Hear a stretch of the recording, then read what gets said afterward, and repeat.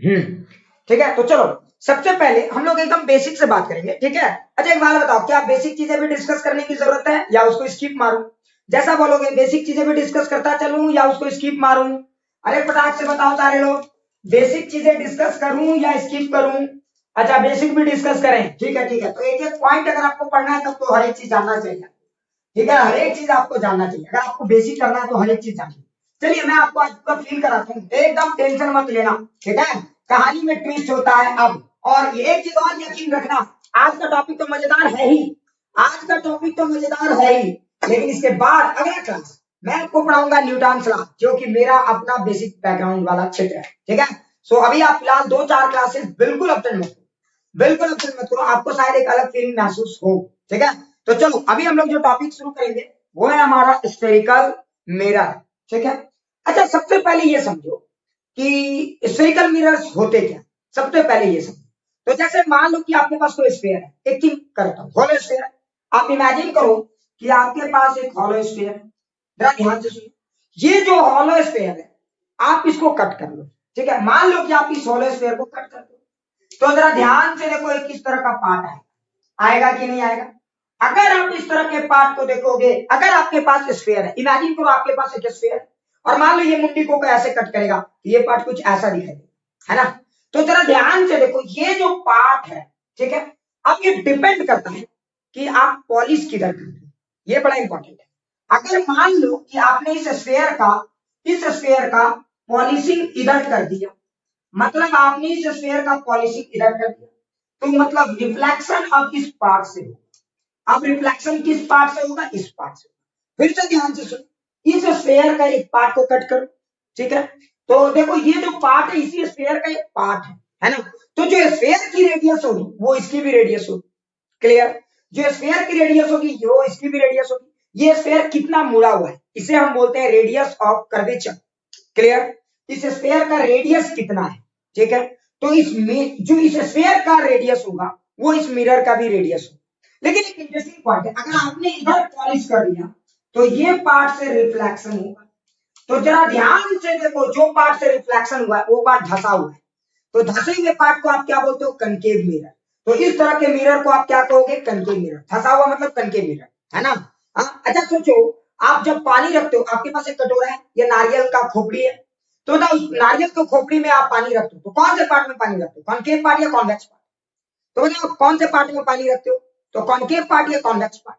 तो आप जिस पार्ट में पानी रखते हो वो कॉनकेव पार्ट। क्या होता है? कॉनकेव। कॉनकेव का मतलब धसा हुआ, ठीक है। कॉनकेव का मतलब धसा हुआ, ध्यान से सुनेंगे, कॉनकेव मतलब धसा हुआ, क्लियर। तो ये मिरर आपका कहलाएगा कॉनकेव। लेकिन जरा सोचो, अगर आपने पॉलिशिंग इस मिरर का आपने पॉलिशिंग क्या किया? आपने पॉलिशिंग इस साइड कर दिया, तो अब देखो मिरर में जो रिफ्लेक्शन हो रहा है वो इधर हो रहा है। क्या ये बात सबको समझ में आ गई? अब जरा आप ध्यान से देखो, मिरर में जो रिफ्लेक्शन हो रहा है वो इधर हो रहा है ना। तो मिरर में जो रिफ्लेक्शन हो रहा है वो किस पार्ट से हो रहा है? अब उठे हुए पार्ट से हो रहा है, जरा ध्यान से देखो। तो उठे हुए पार्ट को आप क्या बोलते हो? कॉन्वेक्स। उठे हुए पार्ट को क्या बोलते हैं? Wax, convex, clear. तो अगर उठा हुआ पार्ट है दैट इज कॉल्ड कॉन्वेक्स। जैसे इस मुंडी में जो बाल है वो किस साइड है? कॉन्केव साइड या कॉन्वेक्स साइड है? तो मुंडी में जो बाल है वो उठे हुए साइड में, तो उठे हुए साइड को आप क्या बोलते हो? कॉन्वेक्स। तो आप इस तरह के मिरर को कहोगे कॉन्वेक्स मिरर, क्लियर। तो मिरर जो स्फेयर जो पार्ट है, तो जरा ध्यान से देखो, कॉन्केव मिरर या कॉन्वेक्स मिरर, आप इन दोनों मिरर को देखो, ये उसी स्फेयर के पार्ट है। तो इन दोनों मिरर का रेडियस ऑफ कर्वेचर, इन दोनों मिरर का जो मुड़ाव है, ये दोनों मिरर जो मुड़े हुए हैं वो किस बात पे डिपेंड करता है? तो वो इस बात पे डिपेंड करता है कि वो किस स्फेयर के पार्ट थे। तो वो जिस स्फेयर के पार्ट रहे होंगे और उस स्फेयर का जो रेडियस ऑफ कर्वेचर रहा होगा वही इसका भी रहेगा, क्लियर। तो इस मिरर का भी रेडियस ऑफ कर्वेचर वही होगा और इस मिरर का भी जो रेडियस होगा वही का होगा। क्या ये बात समझ में आ गया? तो पहला बात आप समझ गए कि कॉन्केव मिरर क्या होता है, कॉन्वेक्स मिरर क्या होता है, क्लियर। ये पहला बात समझ गए, ठीक है। उसके बाद आप दूसरा बात क्या समझ गए कि रेडियस ऑफ कर्वेचर कैसे डिफाइन होता है। अब मैं आगे बताता हूं, ठीक है। जब आप किसी मिरर को बहुत डिटेल से देखते हो तो आपको दो तरह के रेडियस पढ़ने हैं, रेडियस ऑफ कर्वेचर, ठीक है, और एक पढ़ना है रेडियस ऑफ अपर्चर, है ना। तो जरा सोचो, अगर जरा सोचो कि मान लो मैं इस मिरर को देखता हूं, आप किसी भी मिरर को देखते हो, तो वो मिरर के दो पार्ट। अगर आप बहुत डिटेल से देखोगे तो देखो इस मिरर को देखोगे तो बहुत डिटेल से देखोगे तो इस मिरर में दो रेडियस दिखाई देंगे। अरे जरा ध्यान से देखो तो एक रेडियस ये वाला पार्ट है कि नहीं, एक रेडियस आर है, और अगर एक बहुत ध्यान से देखो तो एक रेडियस R1 ये वाला रेडियस है ना। तो जरा ध्यान से देखो तो अगर आप कोई कर्व चीज को देखोगे तो उसमें आपको एक रेडियस कौन सा दिखाई देगा, समझ लो, एक ये वाला रेडियस, ये वाला रेडियस पूरा ये स्फीयर वाला है, और एक कौन सा रेडियस दिखाई देगा, यहाँ वाला। अरे क्या पील आया, एक रेडियस कहां वाला दिखाई देगा, यहाँ वाला। क्लियर हो गया। तो ये वाला जो सर्कल है जरा ध्यान से देखो, इस सर्कल की भी रेडियस, इसको बोलते हैं रेडियस ऑफ अपर्चर। क्या बोलते हैं, रेडियस ऑफ अपर्चर। ये बताता है कि कोई भी मिरर कितना लाइट गैदर कर सकता है। क्लियर। और एक पार्ट क्या होता है आपका, रेडियस ऑफ कर्वेचर। क्या ये दोनों बातें सबको फील आ गई कि रेडियस ऑफ कर्वेचर क्या है, रेडियस ऑफ अपर्चर क्या है। जैसे मैं आपको एग्जांपल के लिए समझाता हूं, ठीक है, जैसे मैं आपको एग्जांपल के लिए समझाता हूं, तो मुझे लगता है आपको समझ में आ गया होगा कि मिरर कितने टाइप के होते हैं। ठीक है, एकदम पूरा फील कराता है, आपको टेंशन नहीं लेना। जैसे जरा सोचो, मान लो कि ये मेरे पास एक मिरर है। अगर सोचो मैंने यहां से एक पार्ट कट किया और यहां से एक पार्ट कट किया, तो जरा बताइए ये पार्ट मैंने जो कट किया और ये पार्ट जो मैंने कट पीस किया, अच्छा बताइए ये मिरर 1 है, मिरर 2 है। जरा ध्यान से सुनिए, इस मिरर में इधर पॉलिश किए हैं, इस मिरर में इधर पॉलिश किए हैं। तो बताइए मिरर 1 कौन सा मिरर है एंड मिरर 2 कौन सा मिरर है। पहले ये बताइए, एक सेकंड ध्यान से सुनिए, मिरर 1 और मिरर 2 कौन सा मिरर है। कॉन्वेक्स के लिए एक्स लिखना, कॉन्वेक्स के लिए आप समझ रहे हो ना। तो मिरर 1 कौन सा मिरर है, पहले ये बताइए मिरर 1 कौन सा मिरर है। मिरर 1 है कॉन्वेक्स, बस एक्स लिख दो मैं समझ जाऊंगा, कॉन्वेक्स। मिरर 1 है कॉन्वेक्स मिरर। क्लियर। और मिरर 2 कौन सा है, कॉनकेव, बीई, कॉनकेव, समझ में आया ना। तो बीई। मिरर 1 कौन सा है, कनकेव, बी, बस मैं समझ जाऊंगा मिरर, सॉरी मिरर 2 कॉनकेव है। क्लियर। अच्छा अब आगे देखो, इन दोनों मिरर का रेडियस ऑफ कर्वेचर, इन दोनों मिरर का रेडियस ऑफ कर्वेचर सेम है कि अलग है। अरे इन दोनों मिरर का रेडियस ऑफ कर्वेचर सेम है कि अलग है, क्या आप बता सकते हो। इन दोनों मिरर का रेडियस ऑफ कर्वेचर सेम है कि अलग है, बिल्कुल सेम है। सोचो क्यों, क्योंकि ये दोनों मिरर एक ही स्फीयर के पास। लेकिन फिर इन दोनों मिरर में अलग क्या है, सवाल उठा फिर इन दोनों मिरर में अलग क्या है। तो जरा ध्यान से देखो, इन दोनों मिरर की लाइट गैदरिंग कैपेबिलिटी अलग अलग है। एक मिरर ज्यादा लाइट गैदर कर सकता है और एक मिरर कम लाइट गैदर कर सकता है। तो हम बोलेंगे रेडियस ऑफ अपर्चर दोनों मिरर का अलग अलग है। ठीक है, तो ये बात आपको अच्छे से समझ में आ गया।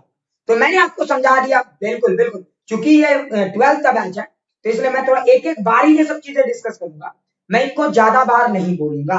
ये बात क्लियर हो गई। तो मुझे लगता है अब आपको मैंने ये बात समझा दिया। ठीक है, तो इन दोनों मिरर में रेडियस ऑफ अपर्चर का बेसिक अंतर है। क्लियर। तो मुझे लगता है आप फील कर रहे होंगे कि कॉन्केव क्या होता है, धंसा हुआ, कॉन्वेक्स क्या होता है, उठा हुआ। जैसे हिमालय कॉन्केव है या कॉन्वेक्स है, तो हिमालयन रीजन, हिमालय को आप क्या मानोगे, कॉन्केव या कॉन्वेक्स, तो कॉन्वेक्स, उठा हुआ है। और बेली है ना, बेली कोई गिर जाता है खाई में, वो धंसा हुआ है, तो कॉन्केव, समझ में आ रहा है ना। मेरा बाल कॉन्वेक्स, समझ में आ रहा है। पानी कहीं रखते हैं, कॉन्केव साइड में। क्लियर। तो आप समझ गए होंगे कि कॉन्केव कॉन्वेक्स क्या होता है, रेडियस ऑफ कर्वेचर क्या है, और ये क्या है। अच्छा अब आगे अगला एक और बढ़ा, मैं इसी में डायरेक्ट बोल देता हूँ क्योंकि ये सब चीजें थोड़ा सा जितना जल्दी जल्दी बोलूं उतना अच्छा है।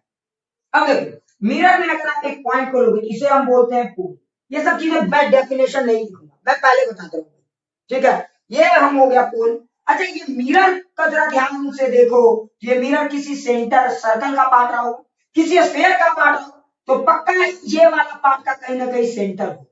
तो इस मिरर का भी कहीं सेंटर माना जाएगा, और ये सेंटर वही माना जाएगा जहां पे पूरे स्फीयर का सेंटर हो। तो मिरर का सेंटर वही होगा जो पूरे स्फीयर का सेंटर होगा। अगर मिरर उस सेंटर स्फीयर का पार्ट होता तो स्फीयर का जो सेंटर होगा वही उस मिरर का भी सेंटर होगा। और इसे हम लोग क्या बोलते हैं, सेंटर ऑफ कर्वेचर की क्या क्या आदान प्रदान, बहुत सारे नाम है, तो इसे हम बोलेंगे सेंटर। क्लियर। इसे हम रिप्रेजेंट करेंगे सी। अब जरा ध्यान देखो, पोल और सेंटर को आप ज्वाइन करो, तो जब आप पोल और सेंटर को ज्वाइन करेंगे तो ये एक लाइन बनता है, और इस लाइन को हम लोग क्या कहते हैं, प्रिंसिपल एक्सिस। क्या कहते हैं इस लाइन को, प्रिंसिपल एक्सिस। क्लियर। तो पोल क्या होता है, मिरर के बीचों बीच वाला जो सेक्शन है, that is the pole. Clear. आप पोल और सेंटर ऑफ कर्वेचर को ज्वाइन कर दो, that is called principal axis. Clear. और ये वाली जो दूरी होती है पोल और इसके बीच की दूरी, अब आप समझ ही गए होंगे, ये आर से इंडिकेट करते हैं। इसे क्या इंडिकेट करते हैं, आर से।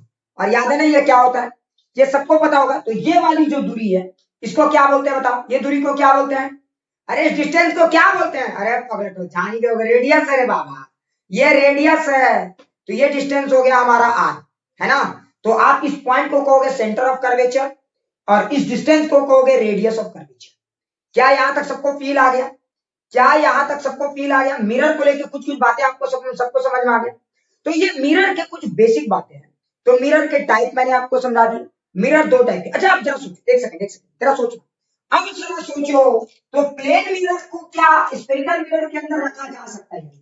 अच्छा एक बात बताओ, प्लेन मिरर को क्या स्फेरिकल मिरर के अंदर रखा जा सकता है?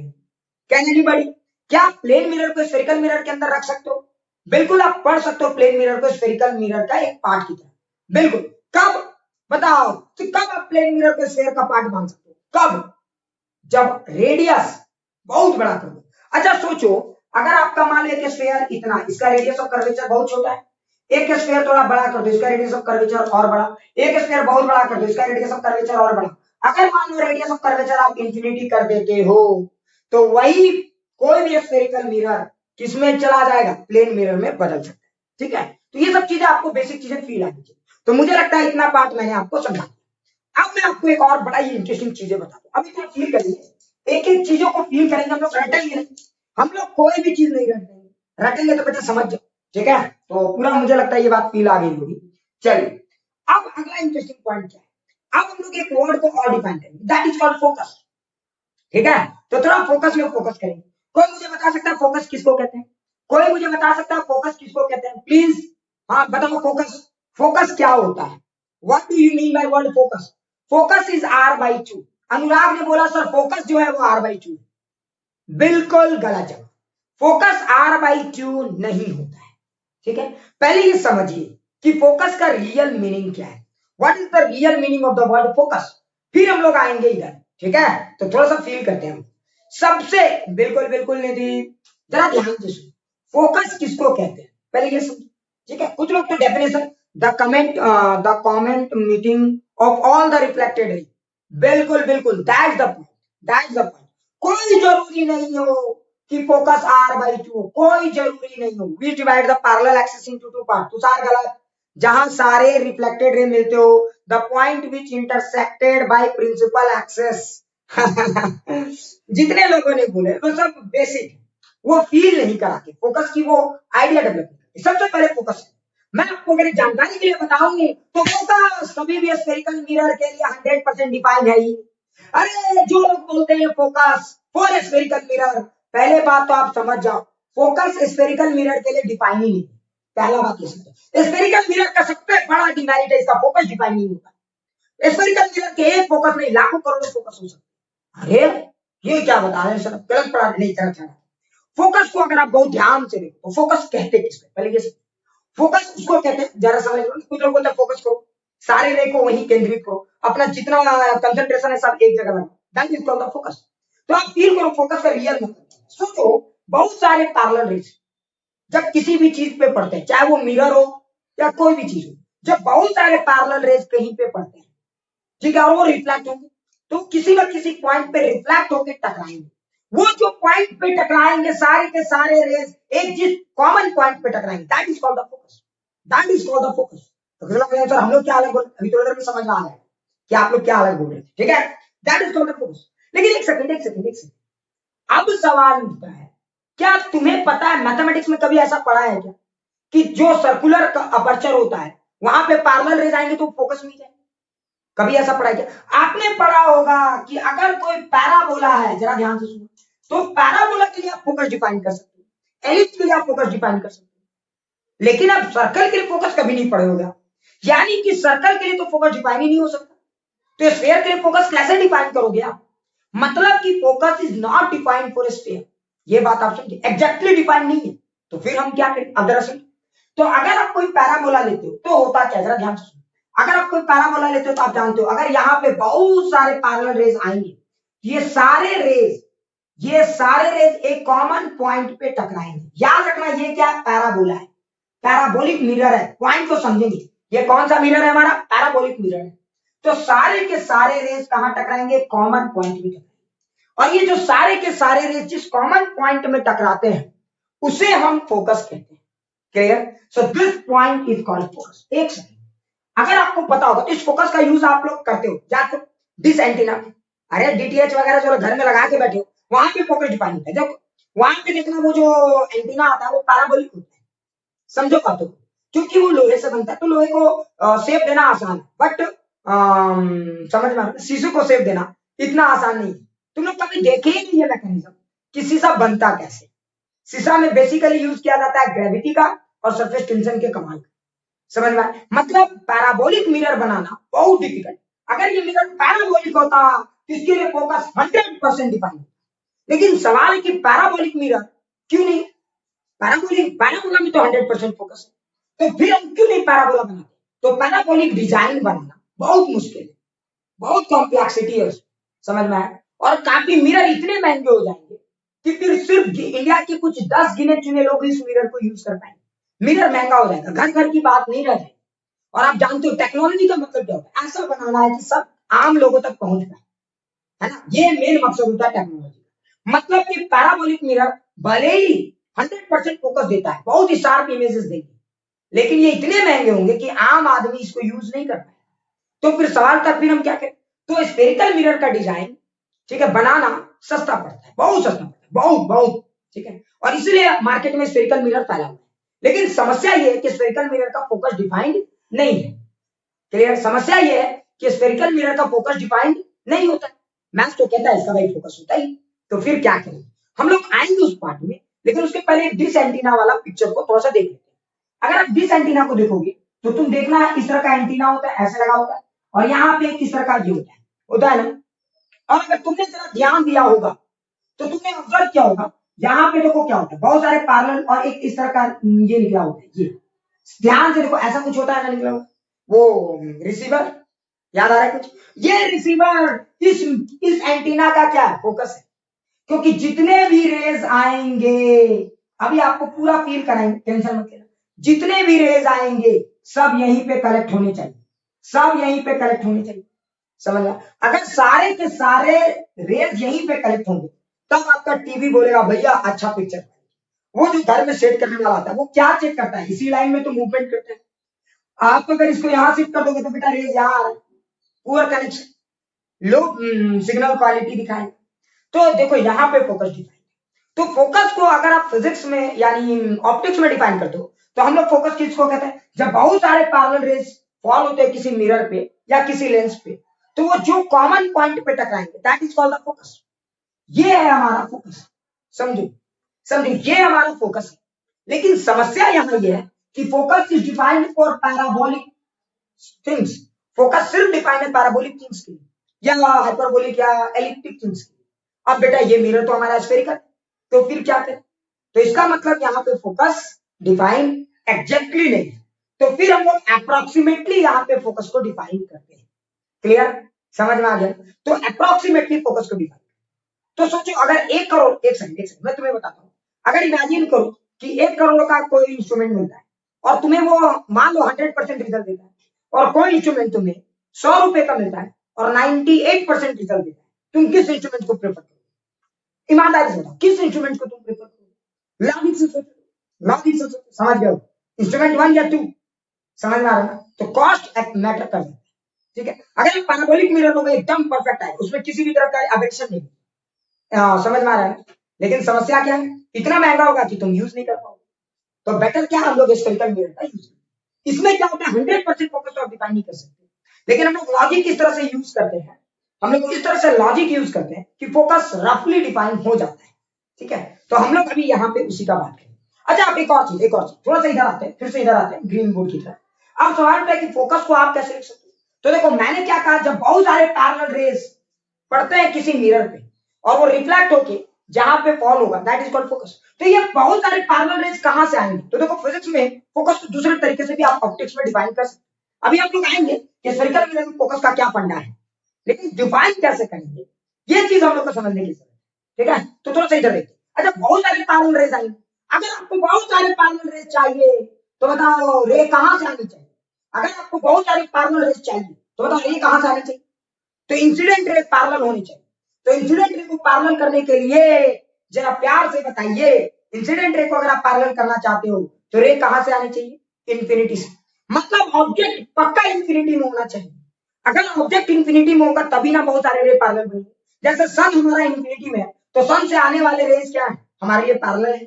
समझो, तो आप ऐसा कह सकते हो, फोकस को एक और तरीके से डिफाइन कर सकते हो कि जब आप किसी ऑब्जेक्ट को इन्फिनिटी में रखते हो, जब आप किसी ऑब्जेक्ट को इन्फिनिटी में रखते हो, जरा ध्यान से सुनो। तो देखो ये हो गया इंसिडेंट रे। तो इंसिडेंट रे कहां से आ रहे हैं? इन्फिनिटी से आ रहे हैं। तो मतलब जब ऑब्जेक्ट को आप इन्फिनिटी पे रखते हो, ऑब्जेक्ट क्या है? यू एक्चुअली ऑब्जेक्ट का डिस्टेंस। तो जब आप किसी ऑब्जेक्ट को इन्फिनिटी पे रखते हो और जब वो बहुत सारे रे आते हैं और वो रे जहां पे इंटरसेक्ट करेंगे, ये कौन से रे होंगे? रिफ्लेक्टेड। तो आप ऐसा भी कर सकते हो, वो जिस पॉइंट पे इमेज बनेगा, जिस पॉइंट पे इमेज बनेगा वो हमारा फोकस क्या है। क्या ये बातें फील आ रही? तो वो समझ में आ रहा है। जब आप यू की वैल्यू इन्फिनिटी रखोगे तो वी जो देगा हमारा वही फोकस होगा। क्या हम ऐसे भी बोल सकते हैं? हम ऐसे भी बोल सकते हैं या नहीं? यस या नहीं? कितने लोग इस बात से एग्री करते हैं? ये मैथमेटिकल स्टेटमेंट है। When u is equal to infinity v is equal to f। समझ में? When u tending to infinity v tending to f। ये भी तो हम बोल सकते हैं ना, यस या नो? या हम बोल सकते हैं जब बहुत सारे रे पैरेलल आ रहे हैं और जहां पे इमेज बनेगा दैट इज द फोकस। क्या ये दोनों स्टेटमेंट चाहिए? बिल्कुल। एंड बोथ आर, समझ में आ रहा है ना, same things. One is mathematical way and another is logical वे। तो आपको ये बात तो समझ में आ गया होगा। तो अब आपको थोड़ी थोड़ी फील आने लगी होगी। हाँ, यू भी क्या है? अच्छा, शिवम पूछ रहा है यू क्या है? तो शिवम यू है ऑब्जेक्ट की डिस्टेंस। यू बेसिकली रिप्रेजेंट कर रहा है ऑब्जेक्ट की डिस्टेंस। समझ में आ रहा है शिवम? यू क्या रिप्रेजेंट कर रहा है? ऑब्जेक्ट की डिस्टेंस। अगर आपने इंफिनिटी रखा तो ऑब्जेक्ट बहुत दूर है, और जब अगर ऑब्जेक्ट बहुत दूर है, जरा ध्यान से सुनो, ऑब्जेक्ट बहुत दूर है, समझ रहे हो ना, तो जो रेज आएंगे वो लगभग क्या हो जाएंगे? पैरेलल। और जब उसका इमेज जहां पे बनेगा वो पॉइंट हमारा फोकस कहलाएगा। समझ रहे? तो देखो ये ऑब्जेक्ट अगर बहुत दूर रखोगे तो लगभग रेज पैरेलल पड़ेंगे, लगभग रेज पैरेलल पड़ेंगे। तो इंसिडेंट रे को अगर आप पैरेलल बनाना चाहते हो तो यू इन्फिनिटी रखना होगा। अब अच्छा, जब वो रे रिफ्लेक्ट होंगे शिवम, तो देखो ये कौन से हो गए? रिफ्लेक्टेड। और ये रिफ्लेक्टेड रे जिस पॉइंट पे टकरा रहे हैं वो पॉइंट क्या हो गया? हमारा इमेज। क्लियर? तो देखो हम ऐसा भी तो कह सकते थे कि जब u की वैल्यू इंफिनिटी रखोगे तो जहां पे v बनेगा दैट इज द फोकस। ये भी एक तरीके से कहा जा सकता है। क्लियर? अच्छा, एक जरा सोचो, आप लेंस का यूज करके पेपर जलाते हो, क्या आप लोगों ने फील किया? अच्छा, जब आप लेंस का यूज करके पेपर जलाते हो तो पेपर में जो ब्राइट स्पॉट बनता है वो रियलिटी में क्या है? वो रियलिटी में क्या? वो इमेज ऑफ द सन है, इमेज ऑफ द सन। तो जरा सोचो, सन की दूरी क्या है? इंफिनिटी। तो यू हो गई इंफिनिटी। तो पता है उस जो आप लेंस का यूज करते हो, समझ में आ रहा है, जो मैग्नीफायर का यूज करते हो पेपर जलाने के लिए, ठीक है, अब आप समझ गए होगे वो मैग्नीफायर, जरा फील करना, वो मैग्नीफायर क्या है। तो वहां पे जो इमेज बनता है ना, जहां पे ब्राइट स्पॉट बनता है, वही डिस्टेंस उसका फोकल है, वही डिस्टेंस उसका फोकल है। मैं आपको कुछ एक्सपेरिमेंट भी दिखाऊंगा इसके लेकर, तो बिल्कुल टेंशन नहीं है। क्या ये सारी बातें फील आ गई? क्या ये सारी बातें फील आ गई? सारे लोग प्लीज मार्किंग, देन आफ्टर हम लोग इधर थोड़ा सा बढ़ेंगे। तो मुझे लगता है ये बात सबको समझ में आ गई। क्या प्लीज फटाफट मार्किंग, टाइम वेस्ट नहीं करना है। क्या आपको समझ में आ गया?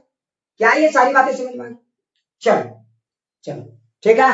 सो प्लीज फटाफट फटाफट, टाइम मत गवाओ भाई, बहुत सारा चीज पढ़ा है मुझे, ठीक है। अब अगला इंटरेस्टिंग पॉइंट ये होता है कि चलिए सर, आपने फोकस को तो डिफाइन कर दिया, ठीक है। अब अगला इंटरेस्टिंग फंडा हमारे सामने क्या होता है ये समझो। कुछ लोग बोलेंगे चलिए सर, फोकस को तो आपने बता दिया लेकिन फील कैसे? तो देखो, अगर आपको मिरर को फील करना है तो सबसे पहले आपको समझना होगा रेस के टाइम। तो जरा ध्यान से सुनो प्यारे बच्चों। अच्छा एक बात बताओ, कोई भी मिरर फोकस, अच्छा बताओ, कोई भी मिरर रे को रिफ्लेक्ट करता है तो किस चीज से बना हुआ है? वो रे को फोकस तक ले जाने के लिए बना हुआ है, वो I is equal to are के लिए बना हुआ है। वो किसको ज्यादा प्रेफरेंस देगा? अच्छा एक बात बताओ, कोई भी मिरर का मेन ऑब्जेक्टिव क्या है? जरा ध्यान से, कोई भी मिरर रे जैसे भी आएगा वो फोकस तक पहुंचाना उसका मेन ऑब्जेक्टिव है, पहला। या वो रे आएगा I is equal to are को फॉलो करना उसका मेन ऑब्जेक्टिव। मतलब पहला, उसको रे को फोकस तक पहुंचाना मेन ऑब्जेक्टिव है, या I is equal to are की कंडीशन को सेटिस्फाई करना उसका मेन ऑब्जेक्टिव है? बताओ। अरे पहले ये बताओ, कोई भी मिरर कौन से कंडीशन को सेटिस्फाई करने के लिए कसम खाया हुआ है? मैं कसम खाता हूं मैं यही काम करूंगा। तो बेटा याद रखना, कोई भी मिरर फोकस के लिए कसम नहीं खाया, वो फोकस के लिए कसम नहीं खाया हुआ, वो इसके लिए कसम खाया हुआ है। समझ में आ रहा है? मिरर कसम खाया हुआ बेटा, रे जिस एंगल पे आएंगे उसी एंगल से हम रे को रिफ्लेक्ट करेंगे। अब वो मिले ना मिले, सारे रे अलग अलग एंगल पे पड़े ना पड़े, इससे कोई फर्क नहीं पड़ता। वो लॉ ऑफ रिफ्लेक्शन के लिए कसम खाया है। मतलब आई इक्वल टू आर ही गवर्न कर रहा है प्लेन मिरर स्फेरिकल मिरर्स। अब आगे की कहानी समझिए। अब आपको मैं बताता हूँ मिरर के रेज भी दो टाइप के, जरा फील करना मजा आ जाएगा।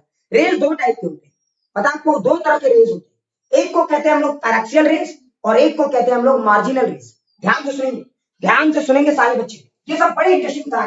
अब मैं आपको पूरा फील कराता हूँ प्यारे बच्चों, टेंशन नहीं लेना। तो आपको पता है रेज के भी दो टाइप होते हैं प्यारे बच्चों, एक को कहा जाता है पैराक्सियल रेज। क्या कहा जाता है?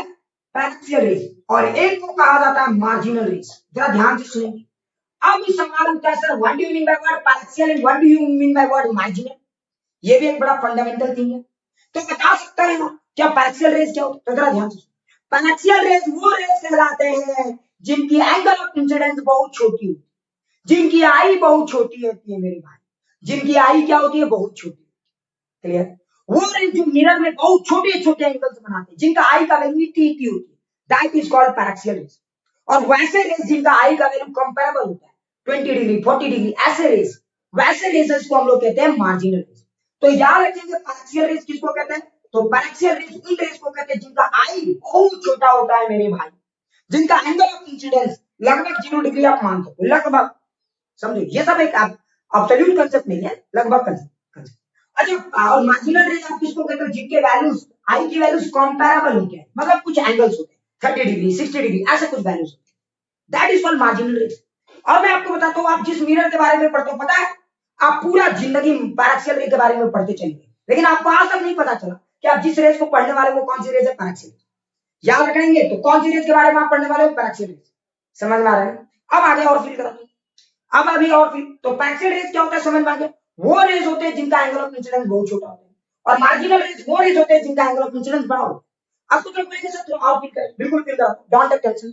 अब आप इस चीज को और अच्छे से समझ, अब मैं आपको और थोड़ा सा फील कराता हूँ कि कैसे हम समझ पाए। तो ध्यान से सुनना, एकदम पूरा फील करना। अच्छा एक बता, अगर ये मान लो कि मेरा एक सर्कल, ये समझ में आ रहा है? मिरर है, कॉन्केव मिरर, फील करना। अब आप जानते हो कॉन्केव मिरर है, तो सोचो अगर कोई भी रेज मिरर में पड़ेगा तो I is equal to are को फॉलो करेगा। कोई भी रेज अगर मिरर में पड़ेगा तो I is equal to are को फॉलो करेगा। लेकिन I is equal to are को फॉलो कराने के लिए पहले मुझे नॉर्मल डिसाइड करना होगा किसी भी मिरर का। आप जैसे याद करो प्लेन मिरर, अगर आपने कोई प्लेन मिरर लिया तो ये उसका नॉर्मल होता था, और आप लिखते थे ये उसका आई है, ये उसका आर है, आप लिखते थे ना। लेकिन यहाँ पे तो नॉर्मल तो पता चलता था प्लेन मिरर, लेकिन सवाल उठा है कि किसी स्फेरिकल मिरर में नॉर्मल कैसे पता करेंगे? अगर ये हमारा स्फेरिकल मिरर है तो नॉर्मल कैसे पता करेंगे? ये एक बड़ा इंटरेस्टिंग फैक्ट है। तो आप जानते हो है ना, आप लोग मैथ्स वाले बंदे हो, याद करो आप टेंजेंट एंड नॉर्मल, अगर कोई सर्कल है ये उसका टेंजेंट हो गया तो ये लाइन नॉर्मल कहलाता है, याद है? ये लाइन नॉर्मल कहलाता है, याद है कि नहीं? तो अगर आपको यहाँ पे नॉर्मल डिसाइड करना है तो यहाँ सेंटर से एक लाइन खींची, दैट इज द नॉर्मल। तो अगर आपको यहाँ पे नॉर्मल डिसाइड करना है इस सर्कल का, तो बताइए कैसे डिसाइड करेंगे? अगर किसी को यहाँ पे नॉर्मल बताओ मेरे भाई, तो क्या करेंगे? इसका सेंटर ऑफ कर्वेचर जहां है वहां से एक लाइन खींचे और इस लाइन को जोड़, this is the normal for this point, this will be the normal for this point. अगर किसी ने पूछा ना ना ना मुझे नॉर्मल यहाँ नहीं जाना, मुझे नॉर्मल यहाँ जाना, तो यहाँ पे नॉर्मल क्या होगा? तो देखो यहाँ पे नॉर्मल ऐसा, so this will be the normal for this point. समझ में आ रहा? मतलब स्फेरिकल मिरर के नॉर्मल जो है वो हर समय बदलते हैं, जबकि प्लेन मिरर का नॉर्मल एक डायरेक्शन। ये थोड़ी सी अंतर है, क्या समझ में आ गया सबको? अब आगे आते हैं, क्या नॉर्मल की कहानी सबको पिला रही है? अरे ये सब छोटे मोटे पॉइंट फटाफट मार्किंग, फटाफट मार्किंग। क्या ये सारी बातें फील आ रही? फटाफट से बता, क्या नॉर्मल की कहानी सबको समझ में आ गई? बहुत अच्छे, बहुत बहुत अच्छे।